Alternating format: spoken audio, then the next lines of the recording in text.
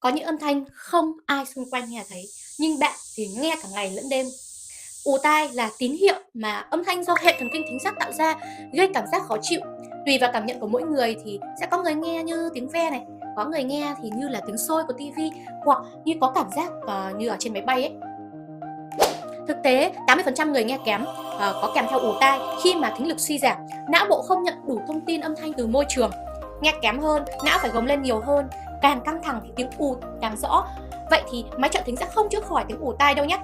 Nhưng nghe tốt hơn thì não sẽ đỡ căng hơn, tiếng ù theo thời gian sẽ hạn chế dần. Với tính năng Oticon Tinnitus Sound Support, máy phát ra các âm thanh êm dịu như tiếng ồn trắng, tiếng sóng biển, âm nén tự nhiên nhẹ nhàng. Những âm thanh này sẽ hòa vào tiếng ù, làm não bớt chú ý vào tiếng khó chịu đó. Nghiên cứu cho thấy là liệu pháp âm thanh với Oticon có thể giảm tác động của ù tai lên tới 47%. Không phải là biến mất ngay đâu, mà là sẽ dễ chịu hơn, kiểm soát được hơn.